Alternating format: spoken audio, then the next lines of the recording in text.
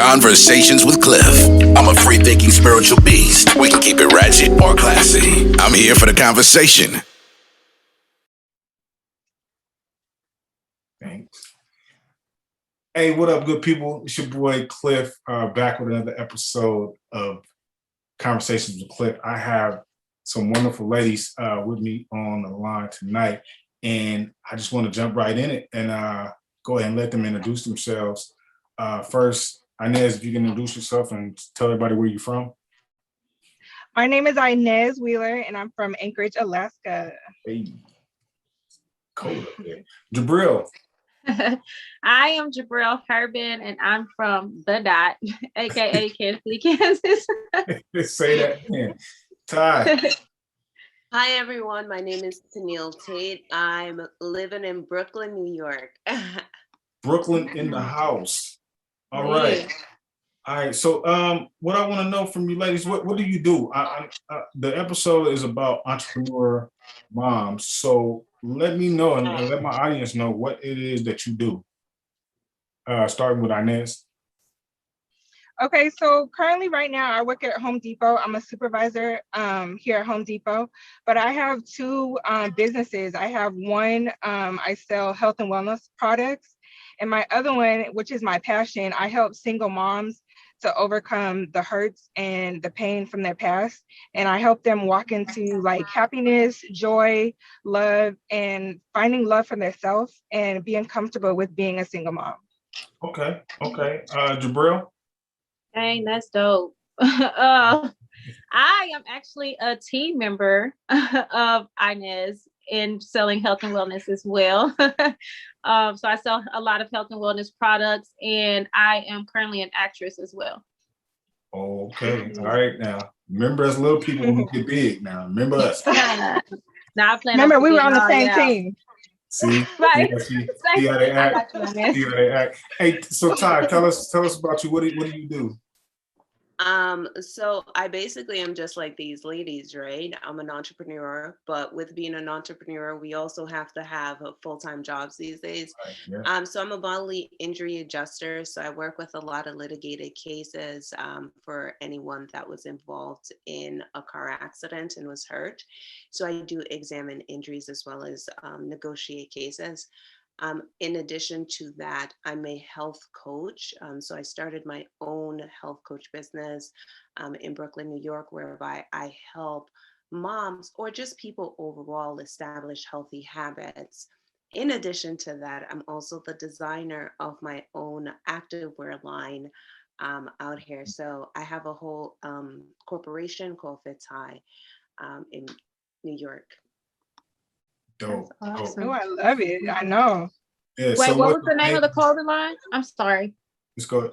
It's activewear for Fits High. It's basically woman activewear. Okay, I like that. Yeah, she's dope. So what I'm what's amazing about all three of y'all all are into health and wellness of people and especially women, and that's incredible. I got like, how do you guys balance it all? Like, that's a lot. If I'm not mistaken, everybody's a mother, right? And how do you balance it, Jabril? Like, how do you balance the work life and the mom life? Like, how do you make it happen? You know what? If I'm being completely honest, I don't know that I'm doing too good of a job at it. I feel like I'm always like just a step and a half behind everything and praying through it all. You know what I'm saying? So somehow I keep going every day, but perseverance is probably the only way to balance it, I guess. Okay. Ty, what about you? A lot of it for us as women, and I think Jabril and Inez can agree with that, is like it's almost inside of us. It's our habits to balance. So we have nothing to do but to balance it all. Sometimes there's no rhyme or reason for how we do it or how we get through the day. We just get through the day. We cope. We figure it out, because every time something goes knocking, we go answering, right? Because we know it. I think it's instinctual as mothers But one of the best ways that I found is to plan and to have some level of team and contingency. So you almost look at motherhood as this huge business that you consistently know something is not going to go like someone is not going to pick up the kid, or the kid is going to wake up at a certain time, and then kind of have a plan for that. Okay, like right now, I had to bribe her with a popsicle so I could come here to do this. So is that consistent, like thinking ahead? And we think so fast, I think, that we don't even realize that we're thinking about it, but we already know it's going to happen. So we always have a plan in place. Got you. That makes sense. And I like the point you made about team, and we're going to circle back to that. Inez, how did you balance it all? You know, I'm going to piggyback off of what the other lady said. Like, some days I don't even know how I do it. You know, like I have a good support system too. I have my parents, you know, shout out to my parents. They are there to help me. That's why I'm able to do like all the things that I do, because they pick up some of the slack too. But like, I swear I'm gonna give my daughter a complex because I'm always rushing. Like I'm always rushing. She's like, Mom, stop rushing. So I don't know how I do it. I just pray, just like you said. I have a routine. I have to have a schedule. I try to plan out my weeks and my days. And, you know, as a mom, like things come up and, you know, you got to be ready for them.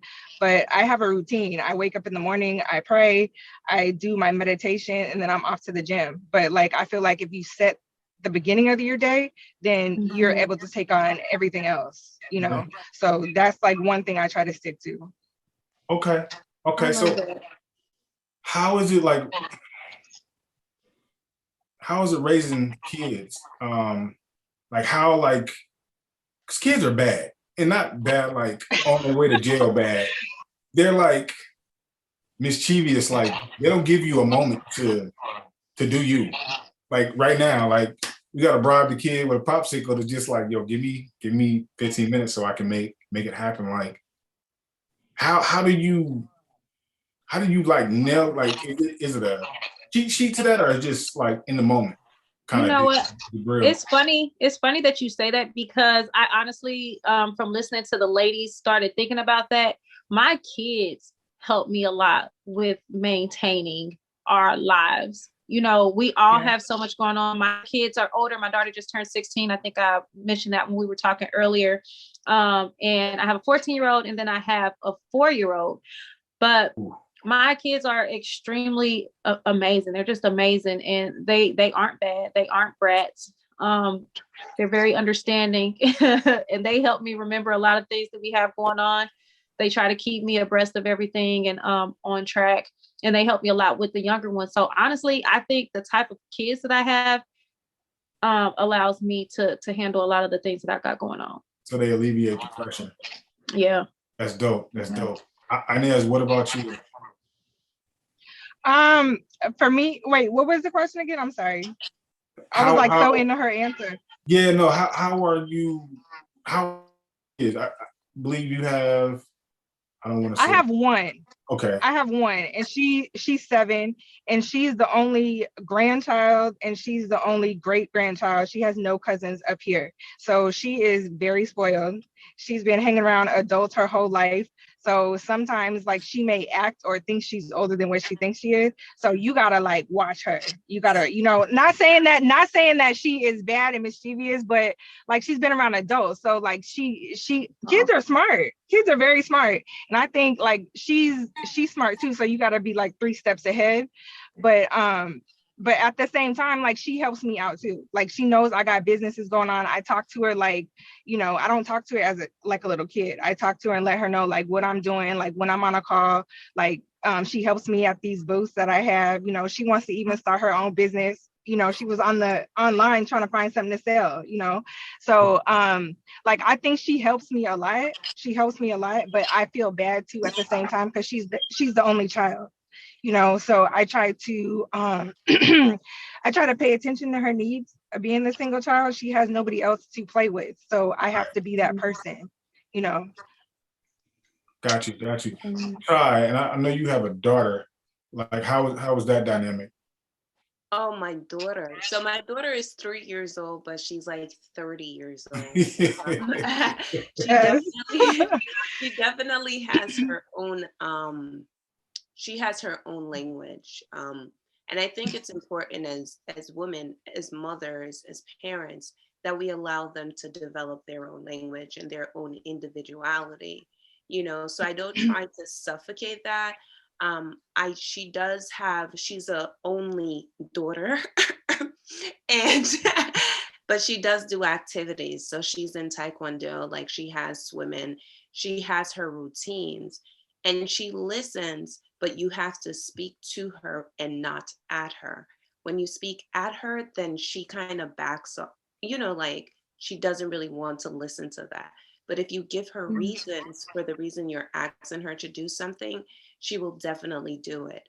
She is a good child, but she's a mommy's child. So, like, for example, I was just sleeping before this call. She was sleeping, but as soon as I wake up, she wakes up.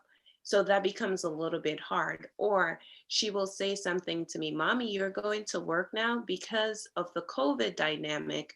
What happens is that like they start noticing that you're really working. And sometimes you kind of feel like, am I working too much? Because she's like, Mommy, you're always working. Because we're Yeah. always doing something in entrepreneurship, right? It never stops at the 9 to 5. It goes into the 9 to 12 o'clock or whenever. And she sees that. Now I try to cut it back so she sees it a little bit less, but she does see it. Got you. So I'm circling back to one of the points you made, and then you made another point. We're in an age bracket where our parents told us what to do, and that was it. Like, there wasn't no explanations behind, hey, go clean your room, or hey, get dressed, we leaving. We just went and did it because we know if we said why or where, like anything, it was, if any talk back, it was getting hit in the mouth. How do you do that now? Because I have boys, and so it's different for me. Y'all, most of y'all have daughters. I think I know I'd be softer if I had a daughter, but with my son, just like, hey, let's go. Like I said, go clean your room or get dressed or whatever it is, and it's moving. But sometimes I got to catch myself to slow down and say, no, let me explain what I need you to do and why. Yeah. Let me get down on your level and talk to you instead of speaking at you, because Ty made the point about that, and I didn't understand it until later. So do you guys ever find yourself taking that moment to where you're getting down to their level, like, literally stooping down to talk to them face to face, eye to eye, to kind of have that speaking to them, not, necessarily degrading them, if that makes sense? Jabril? Yeah, I have to say that I'm probably somewhere in between both of those things. Like I said, my kids are a bit older. I do have a younger one, but he pretty much gets along with everybody else. I definitely try to have more conversation with my kids than my parents did, or at least that I feel like I did with my mom. Like, it was a no nonsense type of thing. It was never a discussion about how you felt about anything. And so I do try to spend time with my kids and just figure out where their mind is at in general. And but I can't say that when I tell them to do something that I accept a whole lot of back and forth about it. It's if I say it, then that's it. And you can write it down in your diary and take it to the Lord in prayer if you have a problem with it. That's it. That's it. I take it to Jesus. What about you?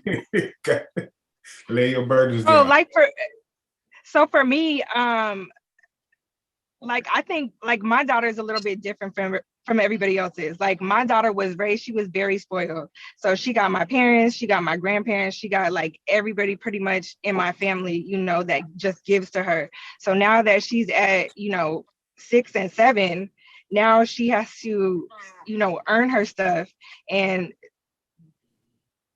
talking to her, like, I'm trying to still learn my rhythm, like you guys say. Like, sometimes, like, you got to talk at her, sometimes you got to come down to her level and then, talk to her and explain. But I think, like, sometimes she's way past the explanation part. Like you just talk at her. So I'm trying to learn my rhythm. I'm not gonna lie, like me and her rhythm, because like we're totally opposites. Like she doesn't have the same personality that I do. She like has that carefree, like, always want to be happy, and like I'm like down to the book, like serious, like focus, Yeah. So I'm still learning her language. Okay. Almost like in a relationship, learning the love language of your partner, you got to understand Right. the love language of your child. So that definitely, yeah, that makes a lot of sense. Ty, all of y'all have daughters, and Jabril, I know you have a son as well. Okay, so for me, I'm from Jamaica, so um there's like I come from, like, my generation is, you should be seen but not heard, right? Exactly. This generation is completely, I need to be heard, seen, and everything right in your face.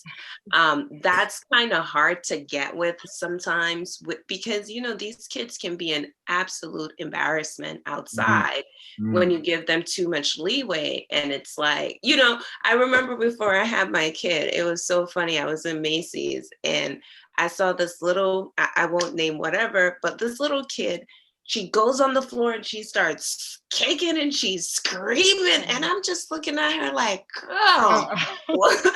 And her mama is there with her. And I remember like wanting to sneak out my phone and take a video of that child.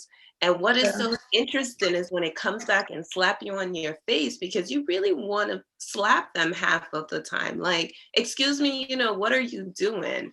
I don't mind getting to my child's level. And I do it because I want her to understand that respect is two-way. I'm going to respect you and you need to respect me, and that you need to respect the process. However, there's this fine line between that, right? It's the same thing as any other interaction, whether it's with a man and a woman or your boss and coworker. There's then this time when I say do something and there is no explanation, you need to do it, period. So there, you still need to, like, for me, show your authority, and for the child to understand that you're exactly what you are, a child.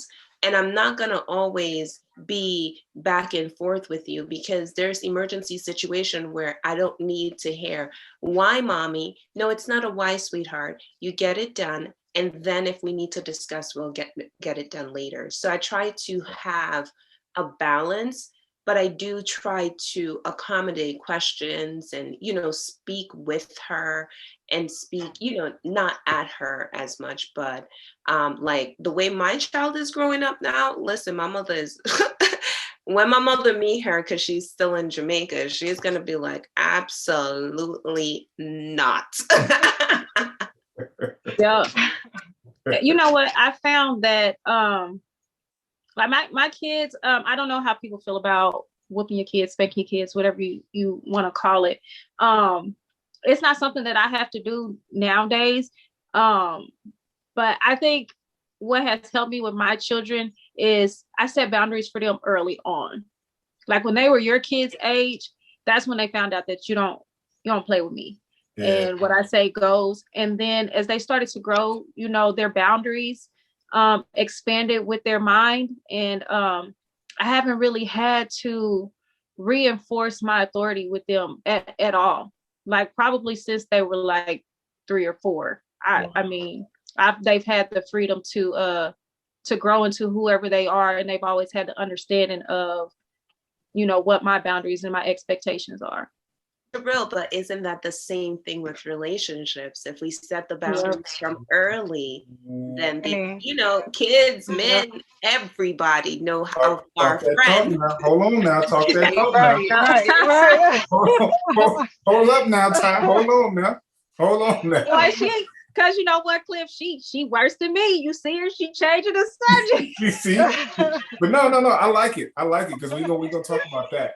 It wasn't me this time. No, it wasn't you this time. I know, but I know Ty. She's good for it.